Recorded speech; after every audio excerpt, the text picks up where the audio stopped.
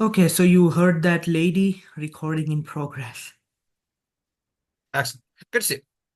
Please go Okay, ahead. okay, great. So, hi everyone. Today I have Matt McManus with me. Uh, he is a philosopher. He is a professor, lecturer at University of Michigan. Uh, uh, is there anything else you want to say about yourself, Matt? No, just Canadian Senators fan. I guess those are the most important things. Yeah, great, great. Okay, so one of the things I want to ask you, Matt, is like, what's your like backstory? Like, how did you arrive to like socialism, right? Your journey, basically. Well, I suppose there are a few different reasons, right? One was working a lot of different odd jobs when I was younger. McDonald's, working at a grocery store, cashier. I cleaned dishes for a while. All those kind of things. And I don't want to kind of give the implication that I was hard done by, right? My family was certainly not rich by any metric, right? But we had enough, and mostly I was doing this just to kind of improve my own life prospects. But it became very obvious to me when interacting with a lot of the people that I worked with that this wasn't just a kind of part-time gig for them or a stepping stone to something else. This was their life, and a lot of time it was really hard, right? I'll never forget. I was talking to one of my coworkers at McDonald's. I must have been like 14, 15. She was probably about 40, 45, and she just told me straight up she was going to die there, right? And anybody who'd worked at McDonald's for any period of time would know that being there for any period of time was bad enough. Being forced to be there for the entirety of your life is a criminal sentence of some sort, right? So I Yeah. suppose the second reason was in 2008, as many people know, the Great Recession kind of broke out, had a huge influence on my generation and pretty much, subsequent generations as well. Alongside the Iraq War, this really kind of radicalized me and shifted me to the left because I became a lot more critical of capitalism and imperialism than I probably would have been before. And I suppose the last reason is just my own reading and my own research, right? Diving into the writings of people like Marx, like Rawls, like Rosa Luxemburg, I just became convinced that they were onto something that was morally and philosophically important. And I've dedicated a significant amount of my life thus far to trying to make the case for why their insights are important while also correcting for the mistakes that they made, like everyone else does. Okay. Okay. That's interesting to know. I mean, I have had a I have had a interesting political journey too, right? I mean, I was never conservative in the sense like I had this nationalistic kind of view, I guess, you know. Like nationalism, it's always like that never made like moral sense to me. I mean, it's like I was a religious person. I still believe in God. I'm still a religious person, but I mean, when I was a religious person, even then, nationalism did not make sense to me. I'm from India. I'm an Yeah, Indian national, right? Even then, nationalism and this kind of just but I mean, India, we had to sing our country song in our like throughout our school yeah. K-12 education, right? So I mean, it's okay, it's all right. Cool. We are singing songs for the nation. That's nice. That's nice. But it's like always this thought that I mean, like what like what matters is like goodness, isn't it? I mean, what fundamentally matters. So it's sort of like I mean, I guess ultimately um it's not just like I have resentment to like my nation, my country, or anything like that. It's nothing like that. It's more like uh I did not like think of it as like something that is morally deeply important, right? Like of something fundamental. But yeah, so I mean, but I did go from like so basically my political views would always be either socialism or liberalism rather than conservatism, right? Sure. Like I think Hayek had like this ideological triangle, right? Like you had conservatism on one side, socialism on another corner of the triangle, and then liberalism. So so I was basically within these sorts of views, but of course, like I was very young, I did not know about political philosophies, ethical philosophies that much. But when I basically came to like know them, right, and just read and try to understand what seems to make the most sense, what seems ultimately the most plausible view, Mhm. right? Like to me, utilitarianism basically. I mean, not like immediately, but it's like either moderate deontology or utilitarianism. I flipped between them for a while.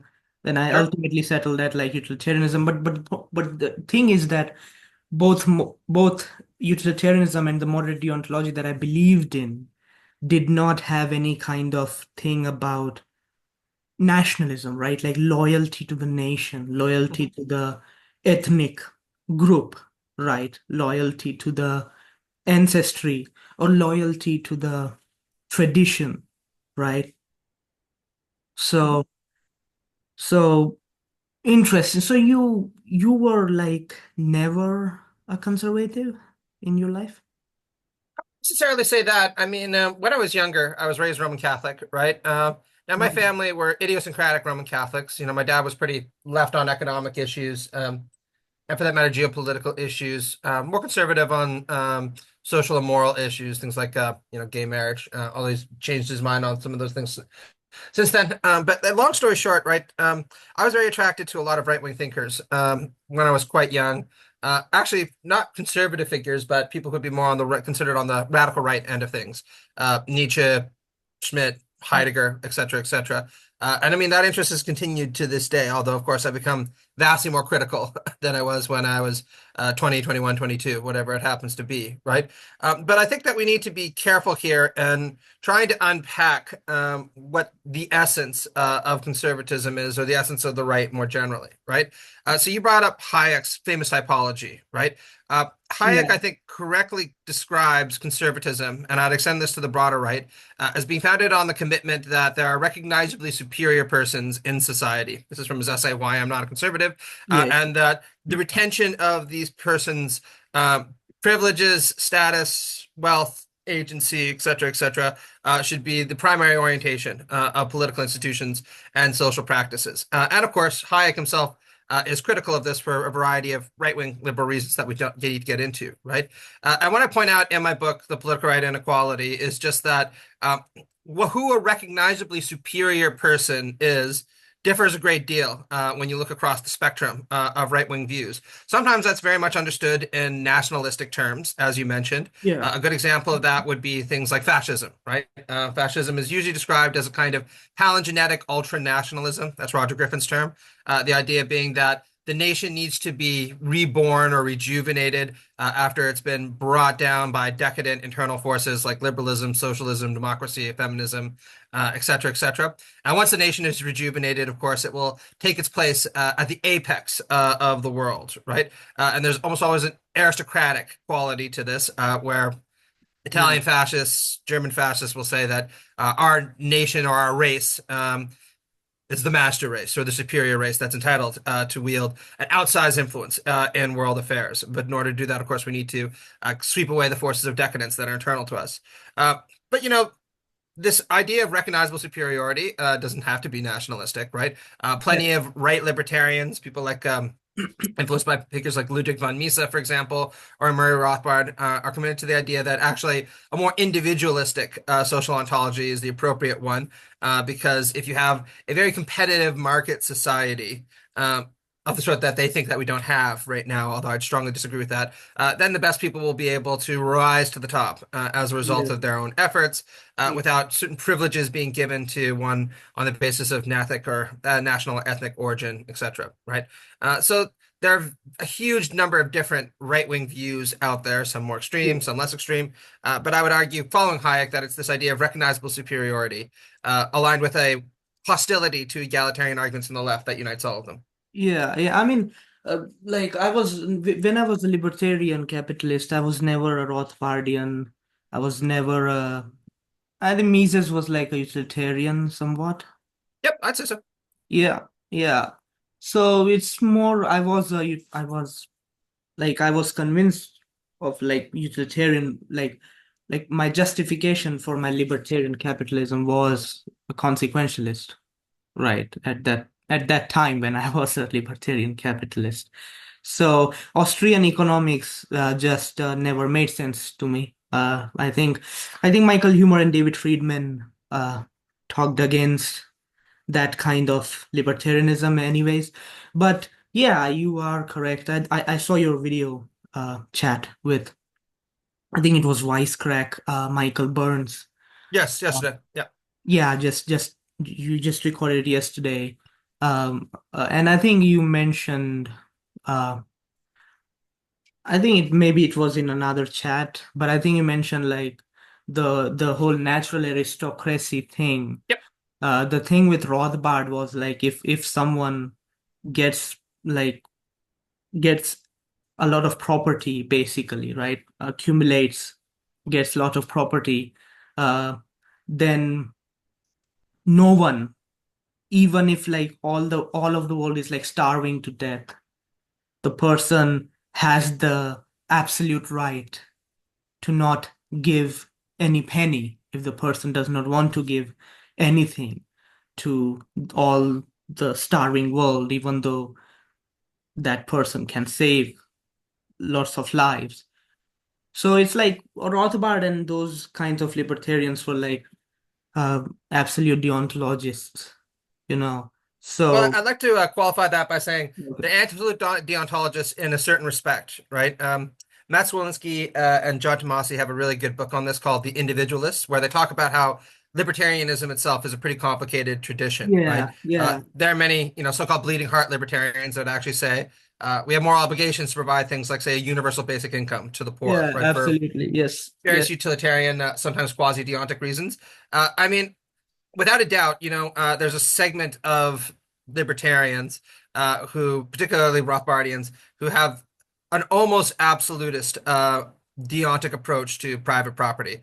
I say almost absolutist because, yeah, except for anarcho-capitalists, even people like Ayn Rand will say, well, the state might be able to take some of your property in order to do some very minimal things, right? So I think with people like Nozick, right, with his argument for a yeah, minimal yeah, state. The problem with a lot of these positions, of course, as Zelensky and Tomasi and Cohen and a variety of other critics have pointed out, is it's very hard to prove, and none of them have proved to any degree of satisfaction, that such a strong deontic right to property exists, and that it can't be compromised because of any other concerns that we happen to have, right? A very good yeah, example of this is most people would say that a right to life takes ontological and normative priority over a right to property for fairly obvious reasons, right?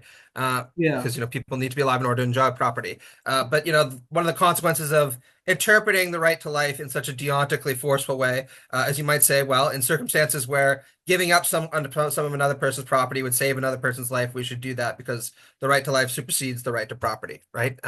So there are all kinds of complications into this. We don't want to get into yeah. it in too much detail, but I want to point out that what you're talking about is I think a very unsatisfactory view for many respects, but also not a particularly popular one outside of certain fringe libertarian spaces. Yeah, yeah, but yeah, it is Rothbard is and Rothbard and like Hans Hermann Hoppe. I mean, Hoppe Yes. influenced Yarvin, right? Oh yeah, yeah. So yeah, Hoppe influenced Yarvin, and Yarvin influenced modern day Nick Land, I think, you know. So I think his book Dark Enlightenment probably mentions Yarvin a lot. Nick Land's recent book. You read that 2022 book? Dark Enlightenment? Oh, I haven't yet actually. It's weird that you mentioned that. People have been asking me if I'm ever going to write something about Nick Land, and I'm probably going to this summer. He's just somebody I haven't gotten around to spending an awful lot of time with yet. Uh, and right now I'm slogging through Evola and other fascist literature for an academic project that I'm working on. That's obviously going to be very critical of fascism. So one thing at a time, but I promise you, I'll get there at some point. Yeah, I think it would be interesting to see what you have to say about Hopper.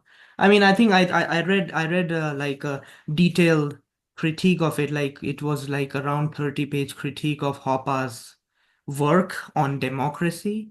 So Mhm. it was a criticism of Hopper's work on democracy, right? So Hopper is like against democracy, like he prefers absolute monarchy to democracy, and he prefers anarcho-capitalism to absolute monarchy. Oh, And without a doubt, right? I mean, a friend of mine has a good joke about Herman Hoppe where he points out that Hoppe demonstrated that for at least some people, you can stretch the term libertarian so far that it becomes absolutely meaningless, right? Because if ultimately your libertarianism leads to the conclusion that you can have an authoritarian regime that can actively restrict people from engaging in so-called deviant lifestyles, LGBTQ activities, et cetera, yeah, then it's pretty clearly might be a lot of things, but it's not committed to liberty, right? I do think, though, that to your point about Hoppe, uh, what he demonstrates very effectively, and I think Yarvin falls into the same category, is the fact that for at least a certain strand of libertarians, what's far more important than a commitment to, let's call it liberty for all, right, or respect for the rights of all, is a commitment to retaining respect for property and retaining respect for order, particularly authoritative or hierarchical forms of order. And they align with a certain flavor of libertarianism because a certain flavor of libertarianism is very committed, as you mentioned, to an absolutist deontic commitment to property rights. yeah, But I'd say that that's about as far as it goes in any meaningful sense. yeah, yeah. So yeah, I mean, I'm like probably going to debate like a fan of Hopper. Like I have Oh yeah. basically have read like 5 papers criticizing Hopper's ethical theory and his view on democracy too. Like do you know Hopper's like argumentation ethics? Have you like delved into that stuff? Yeah, I'm familiar with some of Hoppe's work. Again, I haven't written on him all that extensively, mostly because I kind of use my comments on my work on Yarvin as a proxy for criticizing a lot of those people, right? Uh, Yeah. Usually, I kind of choose a representative figure and use them as a microcosm to criticize a broader tradition. But if you want a good book that might be helpful in situating Hoppe in the kind of broader Austrian/libertarian tradition, I would recommend The Individualist by Tomasi and Smolinski, right? It's a very good guide to libertarian thought that's even-handed, representative, and talks about the strengths and weakness of different strands of libertarianism.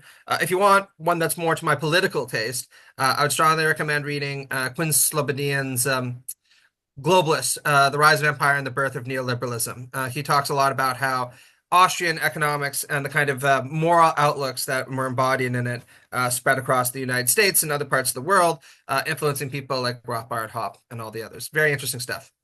Oh, Yeah. and Crack Up Capitalism, Slobodian's sequel to Globalist, also very good. Okay, okay, gotcha. Thanks for these recommendations. Yeah, so okay, so one of the things about the right, the thing with all of like all of these are all Western right-wing movements basically. Because on the internet, from even in like 2015, 16, I was only familiar with these Western right-wing movements because I would use YouTube and like a random Stefan Molyneux video would be like recommended to me, right? So Mhm. it's like Stefan Molyneux, he's like Yes, I a do. white, yeah, he's like a white nationalist guy, right? So it's like all of these were like they are very obsessed with like race realism and stuff like that, race and IQ and all Yes. that stuff, right? I mean, I mean, they often don't have the balls to actually say that, to be blunt. They usually yeah, use all kinds of kind of politically correct euphemisms to talk about race and racism, Yeah. human biodiversity, appreciation for human difference, human genetic difference, all that kind of crap, right? But absolutely, yeah, Yeah, and I mean the thing with these people is like, there was a time, I think if you saw some of my Substack writing, if you saw my development, you would have seen at a certain point I was like giving some credit, like I was sure. actually accepting their view. Because like two of those, like Nathan Kovnas and like another dude is like anonymous basically, but they seemed to me to have some charity right in them, right, some Sure. compassion. So it's like it, like these people did not obviously feel like unethical immoral assholes, but even then, when I just like saw there are like arguments, just thought about them for a while, just like thought about the credibility of the whole movement, right? And like just seeing, I think, are you aware of Nathan Kovnas? I've heard the name before, but no, I haven't really dove into his work in any Yeah, detail. so he's like a philosopher of biology, but he's like Right. doing political philosophy right now. But so so he's like he argued against anti-Semitic work of Kevin MacDonald. Are Hmm. you aware of Kevin MacDonald? Yes. Yeah, his name is also familiar to me. Yeah, he's like a well-known anti-Semite, Kevin MacDonald, and then Nathan Kovnas like made a paper refuting that. But Nathan Kovnas also believes in like race realism and IQ stuff, right? And he's saying like he wants the race realist movement to succeed, and like he has like a bunch of Substack posts on like he calls it hereditarian revolution, right? Yeah. Um, and I always thought, like, even reading those, right? Uh, there's it's just like their movement is so pessimistic, right? Yep. Depressing. It's sort of like uh they don't have something that would inspire literally everyone from all countries, right?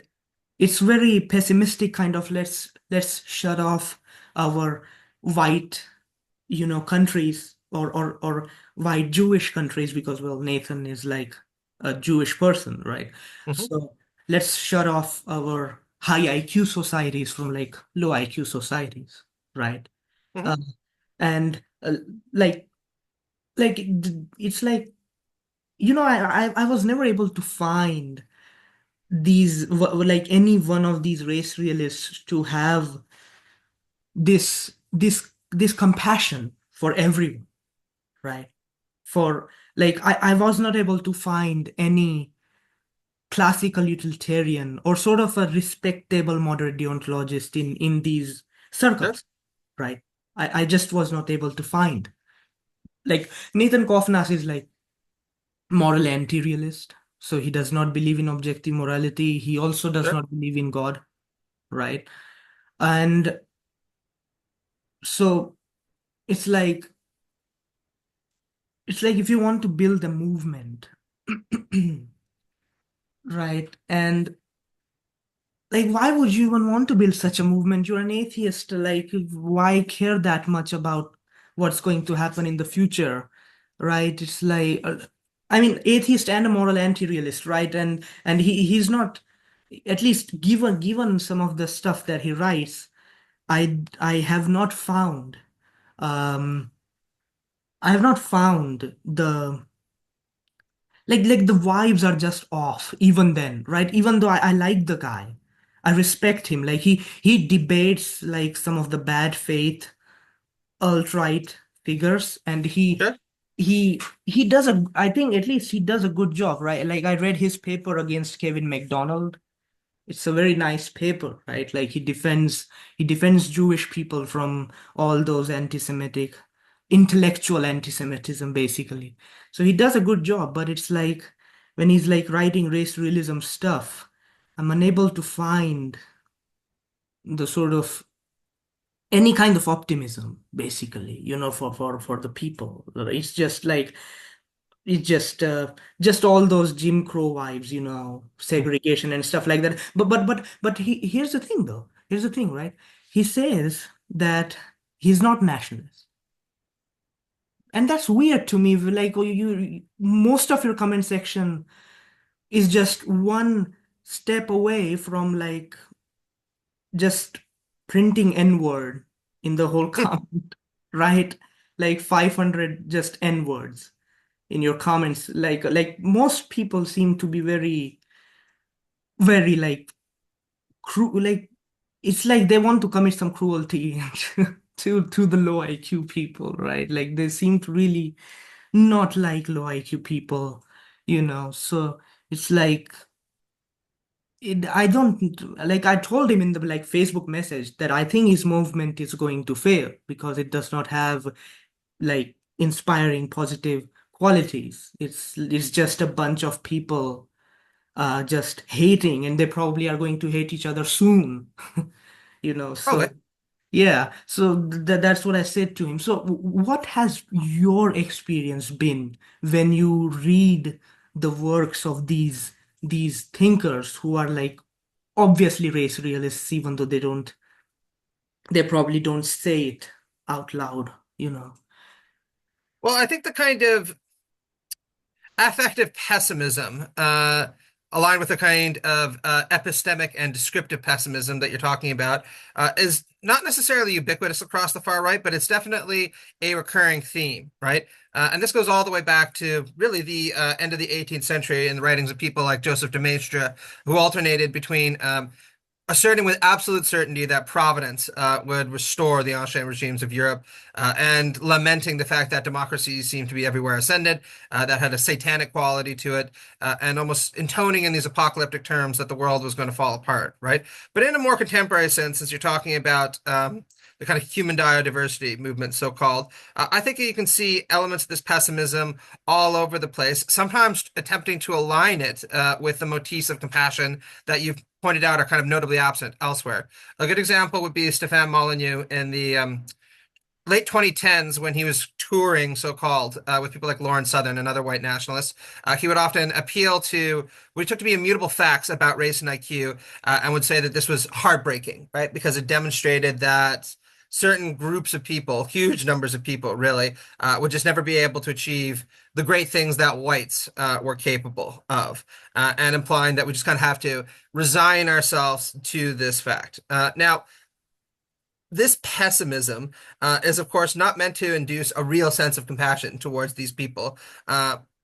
It's meant to induce this kind of fatalism, and even a sense of contempt towards them. And that brings me back to the psychological motivation behind a lot of these things that I think is at the basis of a lot of this pessimism. So the kinds of people who are attracted to the far right usually display a kind of strange combination of victimization, and this conviction that they are really superior kinds of people, right? Even wannabe aristocrats who've just been denied their station in the world. And these two things can seem to be in tension with one another, right? How can you be a victim and an aristocrat at the same time? Yeah. But almost invariably, the idea is that they would be an aristocrat, they would rule over the globe if it were not for the fact that decadent leftists and their allies, the undeserving, usually the inferior races, have been given a leg up in our society right now, with the consequence being the decadent decline and fall of our culture and the lowering and debasing of standards. I'm sure you've heard this narrative before, right? So in this sense, they are victimized in the sense of being denied the aristocratic status to which nature has intended them, right? And so this faux compassion, so-called, that you see people like Molyneux sometimes appeal to, is really an attempt to say these people just need to get back down into the gutter where he thinks they belong, so people like me can rise up and enjoy all the goods of this world. And sometimes, at best, you'll see this kind of tentative gesture to the idea that since the real ruling elite of the world will be in charge, everything will be better for everyone because these people don't know how to govern themselves, and giving them too much power is just going to enable them to make a muck of things for everyone, including themselves, right? Now, this is an extraordinarily narcissistic and self-flattering worldview, right? It kind of couples all the appeal of being a victim in the sense of imagining that you are so singularly important that everyone is trying to persecute you and taking something away from you, with the vanity of imagining yourself to be this kind of wannabe aristocrat, whether in terms of a racial aristocracy or a spiritual racial aristocracy in Evola's term. And I think that's what the appeal really is, right? Uh, and I think that, when you understand it in these psychological terms, it can become a lot more clear why it is that people will be attracted to it, despite the fact that, as you point out, the intellectual arguments for all these positions are almost invariably paper thin, right? Yeah, Uh, I mean, yeah. Yeah, yeah. exactly. And the thing is like all of them seem to be like very anti-immigration, Mhm. right?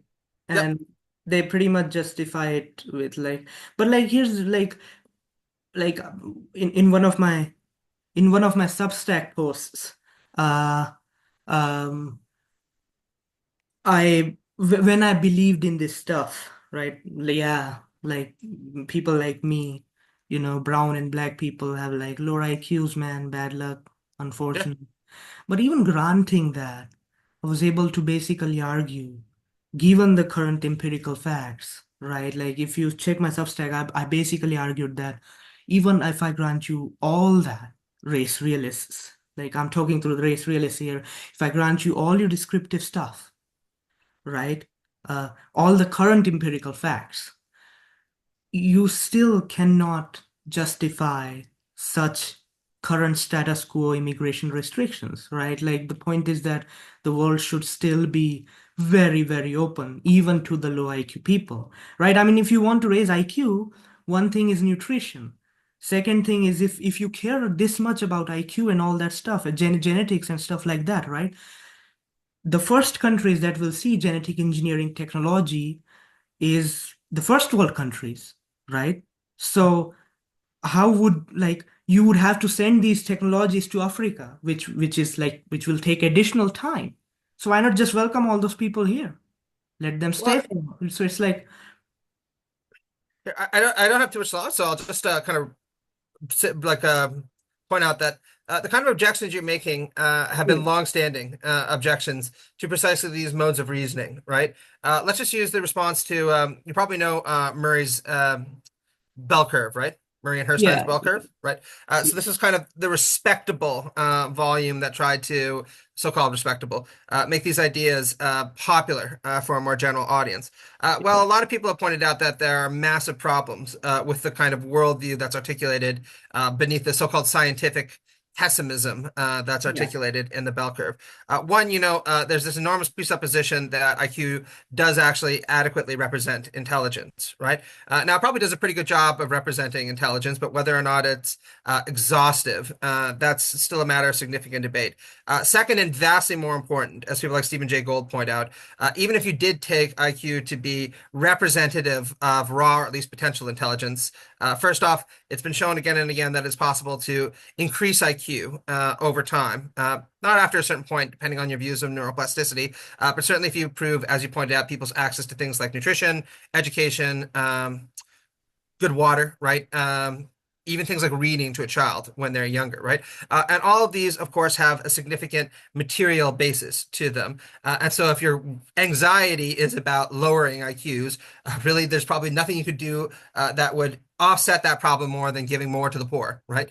Which is exactly what Murray says we shouldn't do.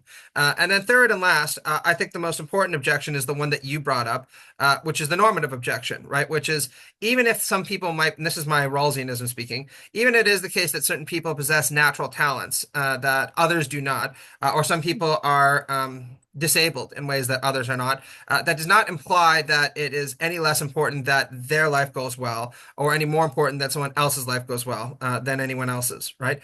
Ultimately, when we recognize that there's a kind of moral arbitrariness in the distribution of these natural talents, it doesn't seem clear to me why we should allow the pure happenstance of a genetic lottery to be determinative of how people end up, let alone how it is that we should treat others, right? yeah, So there's, and actually Murray himself acknowledged that this was an important objection to his work that too few people raised, and that's the one thing I would agree with him on, right? So there are a lot of different ways to object, even as you point out to the descriptive claims and the normative assumptions that are baked into this view, beyond just the fact that anybody with a reasonably sophisticated ethical or moral sensibility who was familiar with things like deontology or utilitarianism or virtue ethics would pretty readily be able to demolish a lot of these arguments. But that's to my earlier point, right? Which is, sorry, my cats are fighting.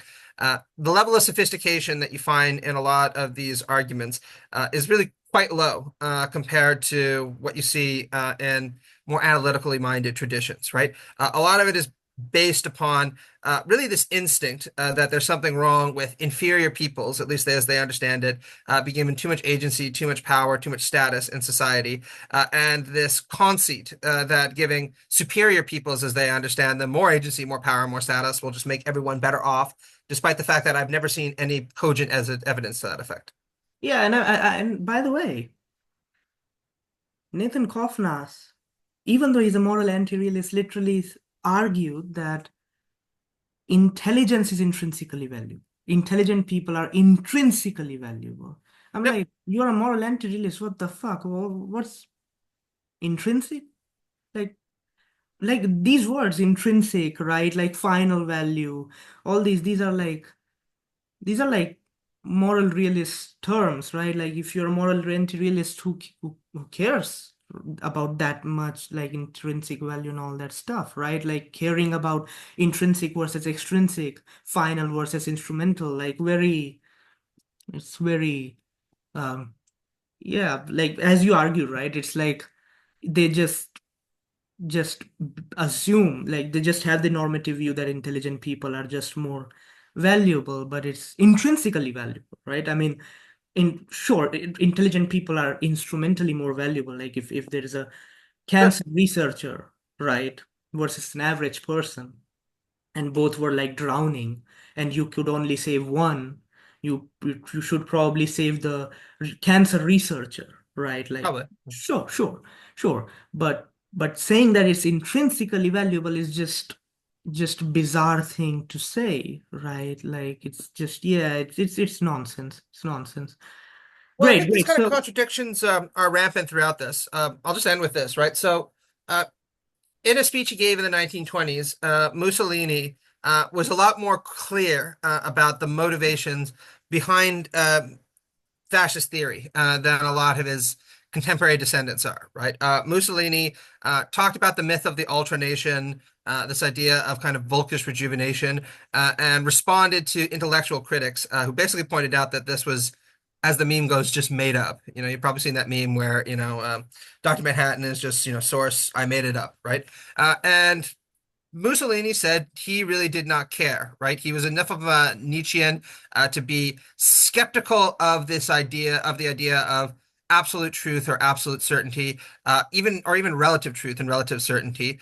Nonetheless, he thought it was important to be committed to a myth that at least had the form of these kinds of absolutist principles, not because they were true, but because they were elevating, was his terminology, right? They kind of lift the spirit up and give it something to struggle for. And a lot of these kinds of far right arguments are really predicated on similar kinds of vibes. And vibes is really all that it is, right? They're not that concerned with whether this is true or false. Or whatever it happens to be. What they're concerned about is that they can commit themselves to it enough to motivate them to action on behalf of themselves and those that they think are worthy of respect and reverence, right? And I will just finish by saying, however silly a lot of this is, and a lot of it is enormously silly and quite funny. I'm not going to lie, it's very funny stuff if you dive into it in a great deal. People take it seriously because it satisfies a psychological need in people. And this is, I guess, where my own Marxist materialist analysis will come in. Because I would say you're never going to see the disappearance of these worldviews until you solve these social conditions to the extent possible that need people to align with them in the first place. And that's going to be an ongoing task for us over the next couple of years. great. Okay. Thank you very much. I'm going to stop the recording now. Stick Okay. around. I want your feedback. Like just stick around for like 5 minutes if you can, or four Sure. minutes if you can. Okay, I'm going to stop the recording now.